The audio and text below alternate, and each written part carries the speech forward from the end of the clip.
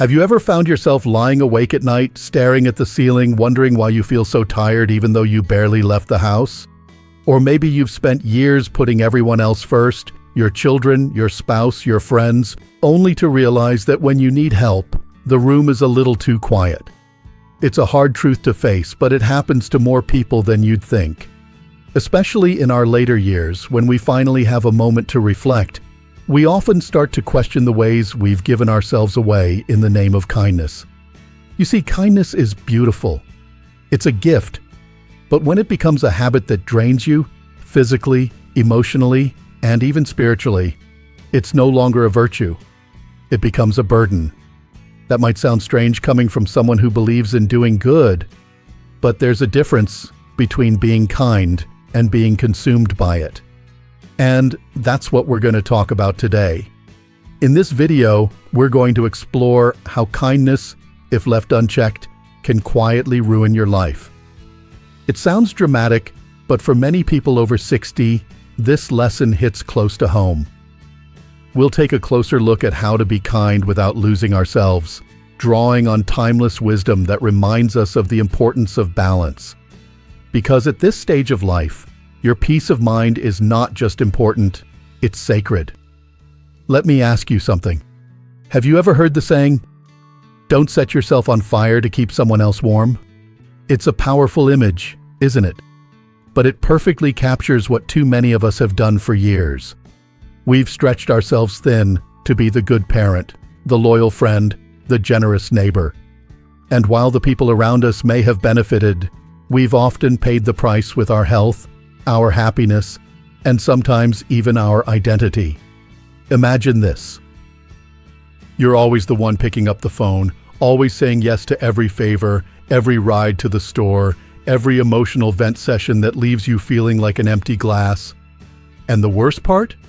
You don't even resent them, you just feel invisible. Like the person you once were is fading quietly into the background. This is the first lesson we need to take seriously. Kindness without boundaries is a silent thief. It doesn't steal all at once. It takes little pieces, your energy, your time, your sense of self, until one day you wake up and wonder where you went. It's important to remember that while helping others is noble, you are still responsible for protecting your own peace and well-being. You cannot pour from an empty cup, and losing yourself in the name of kindness helps no one in the end. Picture two gardeners. One spends time carefully watering, pruning, and nourishing their garden.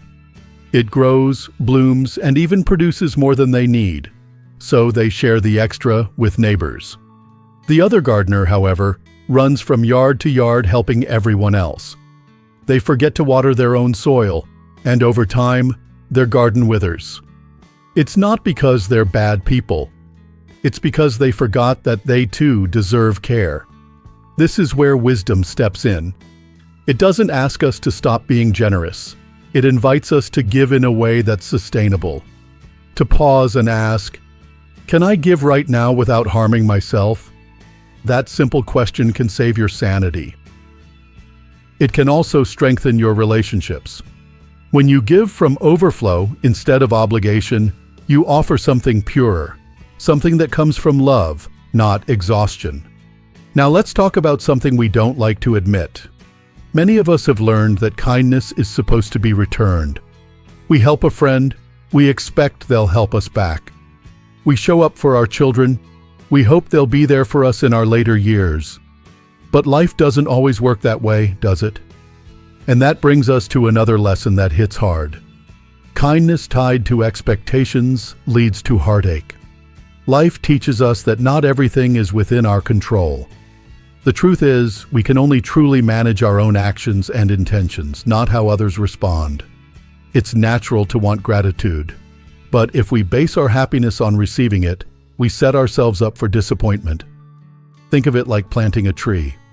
You nurture it, you water it, you care for it, and maybe one day it will give you shade. But a storm might come and knock it over. Or maybe it thrives in ways you never imagined. The point is, you planted it because it was the right thing to do, not because of what you might get back. That mindset frees us. It allows us to give without losing our joy. And that's not just wise, it's a path to peace. You might be thinking, but if I don't expect anything back, won't people take advantage of me? That's a fair concern. And it's why learning to give wisely, not endlessly, is so important. This isn't about shutting your heart. It's about opening it in a way that doesn't leave you bleeding. We'll talk more about how to protect yourself emotionally while still being a warm, generous person. But for now, I want you to sit with this thought. Your kindness is precious. Don't spend it like loose change. Spend it like gold, with care, intention, and respect for yourself. Let that sink in. Because when we understand that kindness should never come at the cost of our well-being, we begin to rewrite how we show up in the world. Not as martyrs, but as mindful, resilient souls who know how to give and when to stop. Now, take a breath. You're doing something many people never do. You're learning how to reclaim your energy, your peace, and your sense of worth. That's not selfish. That's wise. And in this next part, we'll keep walking down that path together. Have you ever noticed how the more available you make yourself, the more people expect from you? It starts small. A quick favor here, a little help there. But over time, those requests can grow into demands. And before you know it, your days aren't really yours anymore. You wake up not thinking, what do I want to do today? But rather, who needs me today? And how much will it take out of me? It's a slippery slope, and one that many kind-hearted people, especially in their later years, find themselves on. You've spent a lifetime being reliable, dependable, the one who shows up. But there comes a moment when that generosity starts to feel like a weight. Not because helping others is wrong, but because it's become endless, with no pause to ask if it's fair or even necessary. Sometimes we need a gentle but firm reminder. Not every request deserves a yes. Not every need should be filled by you. There is wisdom in moderation. Boundaries aren't barriers, they're guides. They help us protect our energy, our time, and our peace of mind. Saying no when necessary isn't selfish. It's an act of self-respect. Think about the old days, when kings and queens had servants to do everything, from getting them dressed to brushing their hair.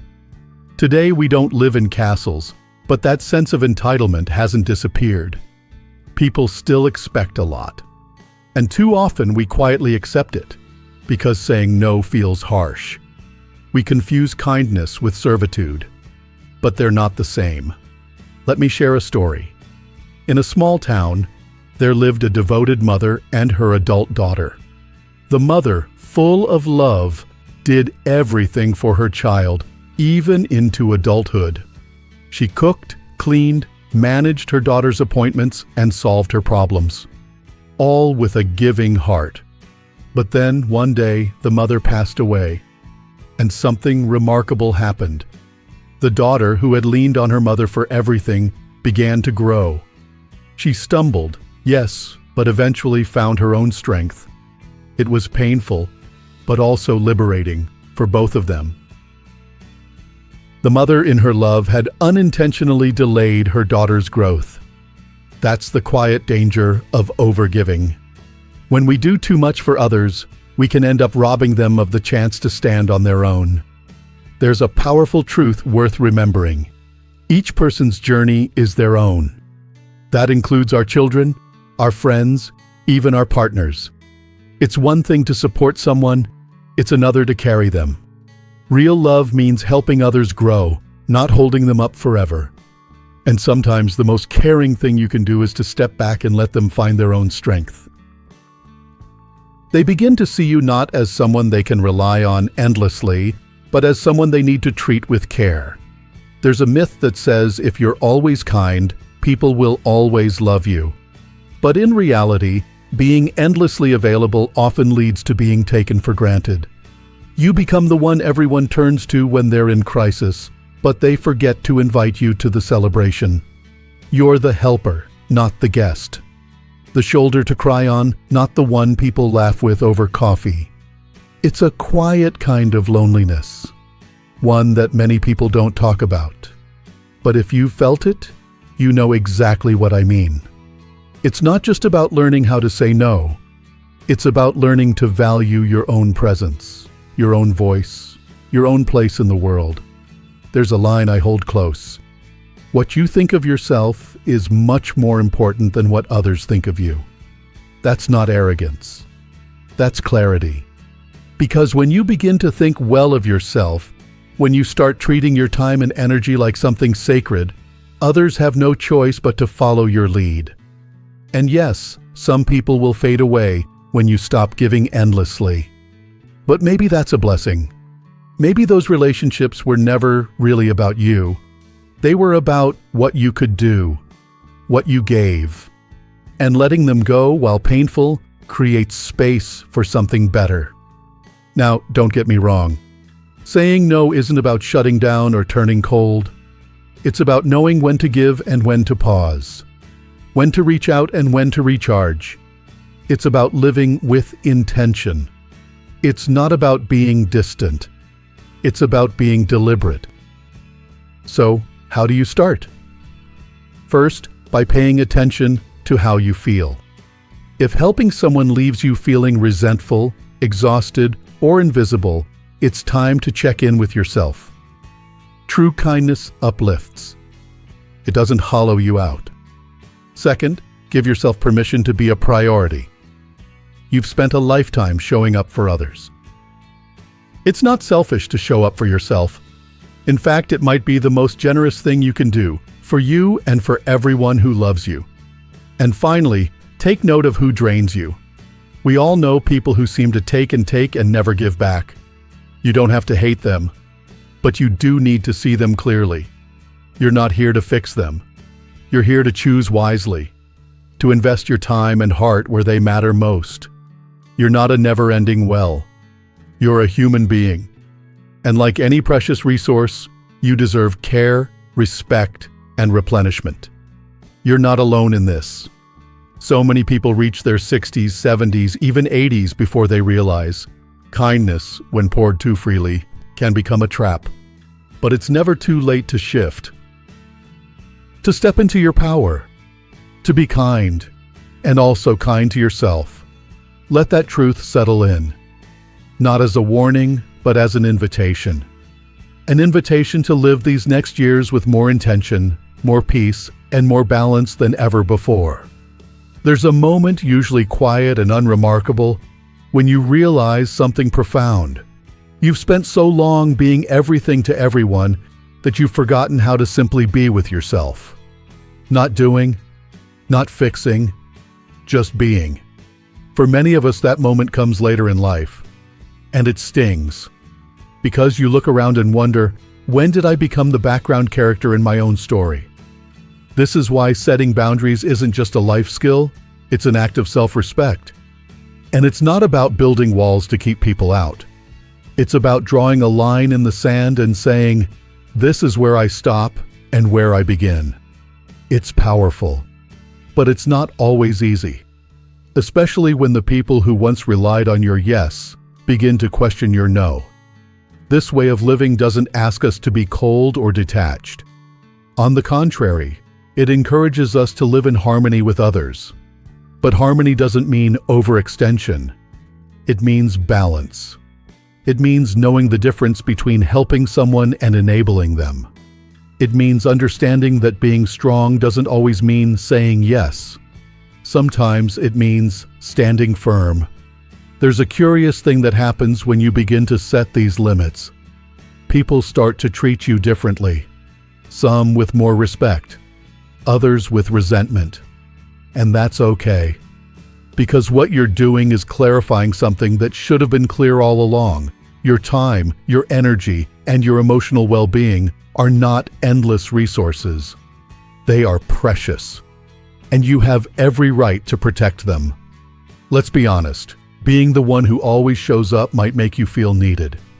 But being constantly needed can also become a trap. You become so identified with the role of caretaker, problem solver, helper, that you lose sight of yourself. And in those rare, quiet moments when no one is calling or asking or needing, you might feel strangely empty, as if your worth was tied to what you could give, not who you are. But what if your value has never been about what you do for others? What if it has always been about your presence, your wisdom, your story, your being? There's something truly liberating in saying, I matter, even when I'm not helping. It's a radical shift. Our worth isn't tied to approval, applause, or appreciation. It's already within us. And when we finally stop trying to earn love through sacrifice, we make room for something deeper, connection without condition. Take a moment right now to think about the people in your life. Who sees you, not for what you do, but for who you are? Who listens to your silence, not just your solutions? These are the relationships worth nurturing, because they don't drain you, they fill you. And yes, this may mean walking away from certain roles you've played for decades. The fixer, the peacekeeper, the one who never says no. But every time you say yes to yourself, you reclaim a little more of your strength. You come home to yourself. And that is a home worth protecting. Now, I want to speak to something many people hesitate to admit.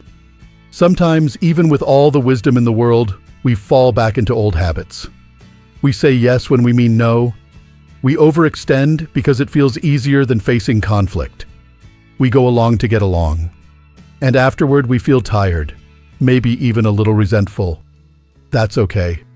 Growth isn't a straight line. It's a dance, a process of learning, adjusting, forgiving yourself, and trying again. It's not about perfection. It's about progress. And every time you honor your own limits, even just once, you move forward. Let's talk about what that looks like in real life. Maybe you have a neighbor who constantly needs help but never offers anything in return. Or a child who calls only when they need something. You don't have to cut these people off. But you can choose how, when, and how much you give. You can help in a way that feels good, not out of guilt, but from a place of strength. And sometimes, the best help you can offer is to encourage someone to stand on their own 2 feet. That's not cruelty. That's love with boundaries. Real strength comes from knowing what you can control, your thoughts, your choices, your peace, and letting go of what you can't. That strength doesn't roar. It doesn't boast. It's quiet, steady. It looks like waking up and choosing your own peace. It looks like going for a walk instead of solving someone else's problem. It looks like saying, I care about you, but I need to care for myself too. And here's something you may not expect. The more you respect your time, the more deeply you'll connect with others. Why? Because you'll be showing up as your whole self, not a depleted version of you. When we care for ourselves first, what we offer others is richer, fuller, more sincere. This is the paradox of boundaries. They don't close us off. They open us up to real connection, to mutual respect, to deeper joy. So, if you've spent a lifetime being the giver, the helper, the one who never complains, maybe now it's time to try something new, to turn that same kindness inward, to treat yourself as you've treated others, with patience, with grace, with compassion. And if you're thinking, is it too late? Let me assure you, it's never too late. As long as you're breathing, you have the power to shift your story. You have the right to change how you show up in your own life. You have permission to matter to yourself. So take that first small step. Say no when you need to.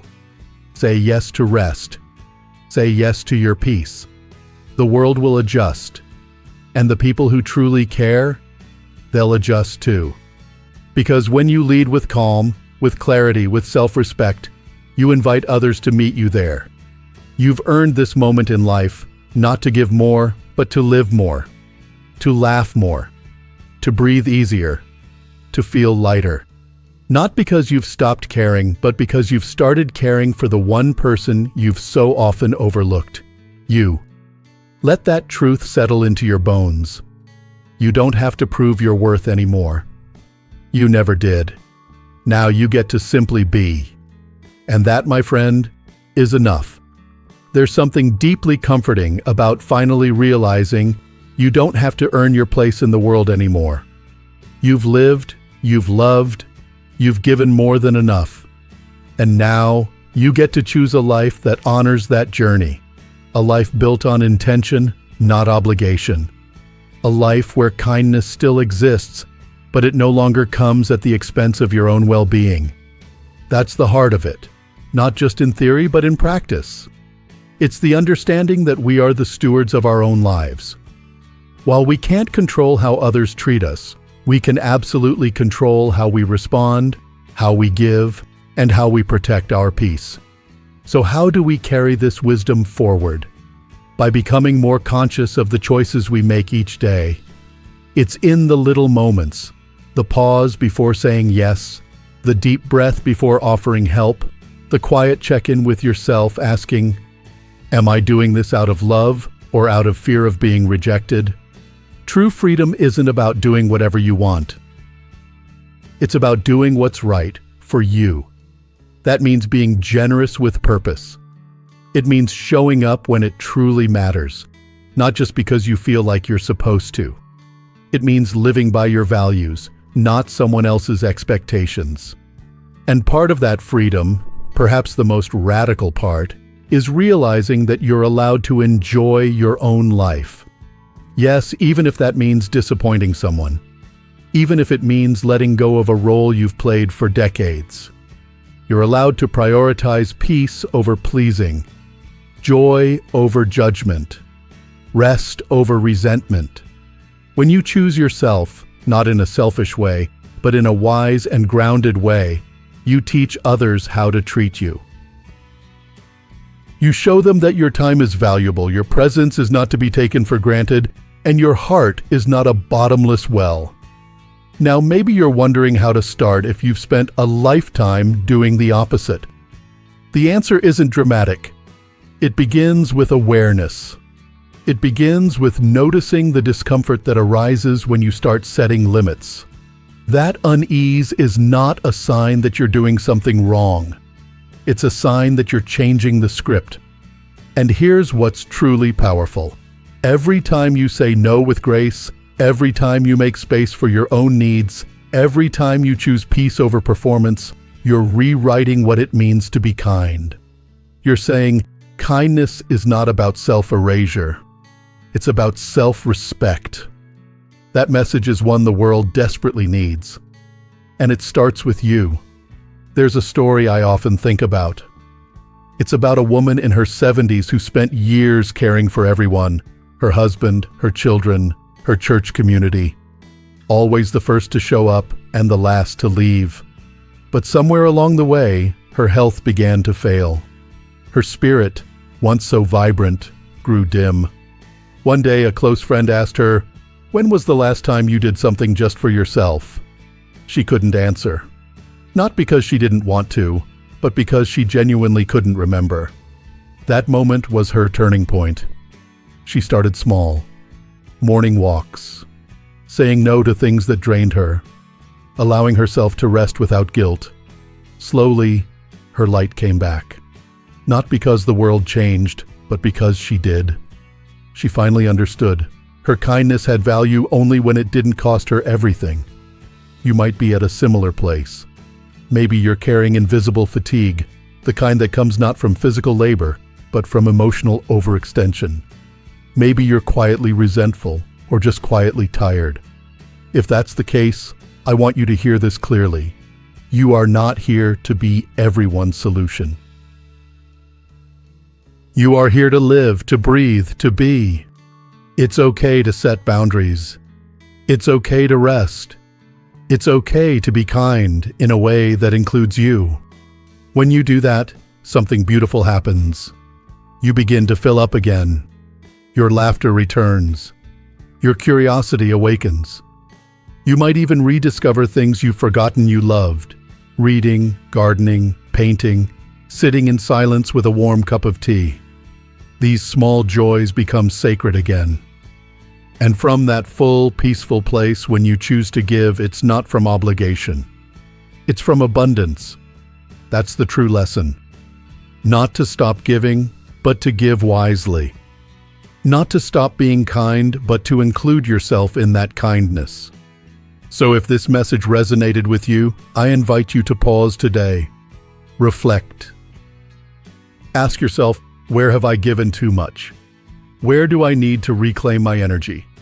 And most importantly, what would it look like to treat myself with the same care I offer to others? You don't need to make big changes all at once. Just start where you are.